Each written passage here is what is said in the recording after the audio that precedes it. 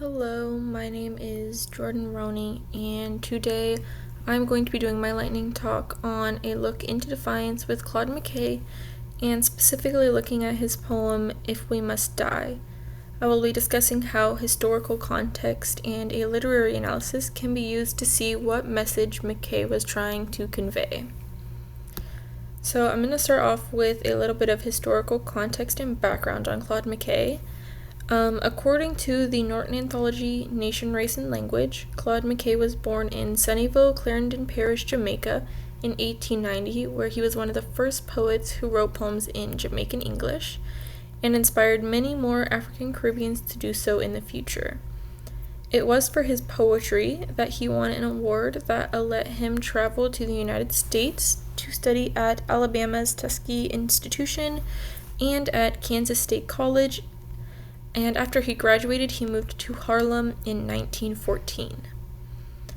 Once in Harlem, he helped the Harlem Renaissance with his Harlem Shadows, which is the revival of African American music, dance, art, fashion, literature, and theater. He stayed here for years before traveling in England, France, and Morocco, writing short stories and novels.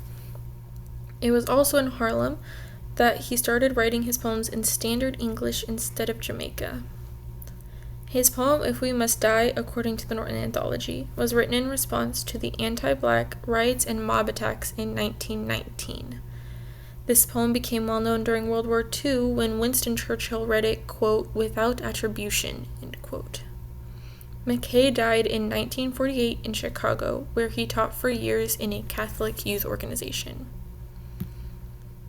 Next, I'm going to do a literary analysis and look into some major themes for this poem. The first theme I want to discuss is justice and defiance. This poem was written in response to anti-black riots in 1919, and McKay was calling for justice in this poem.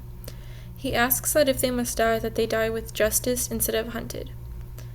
He is calling for action here, and he uses a very big metaphor within this poem of the oppressors being mad and hungry dogs and monsters.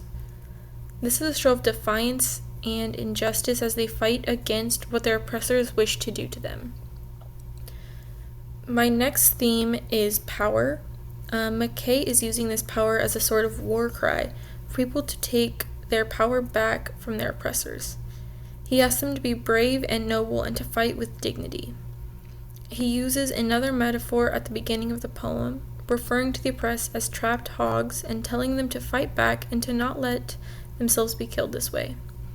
In his poem, there's a line that reads, quote, there is honor in dying courageously, end quote.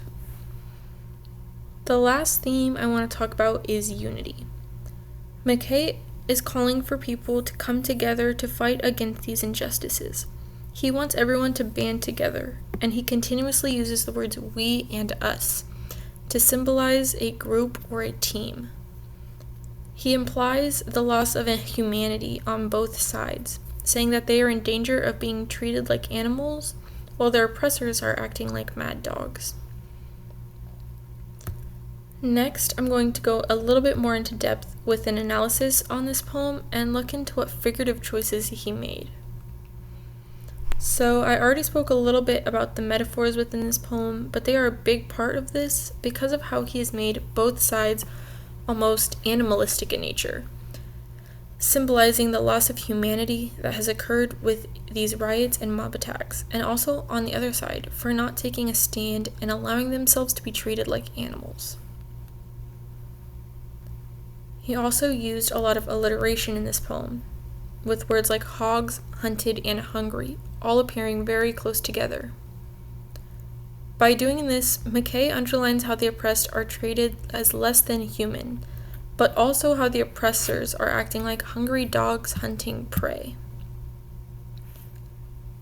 The last technique I want to touch on is imagery. McKay uses a lot of imagery to describe the injustice that is being dealt by describing both parties as animals, and describing how they are surrounded and caged. He wants his readers to see this visual and understand how serious this situation is. His tone throughout the poem is very defiant and fearless.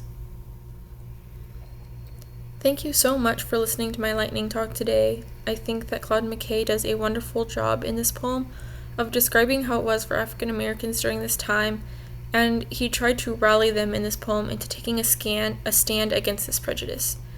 McKay was a wonderful poet who used a lot of powerful energy to convey deep emotions and thoughts. Thank you.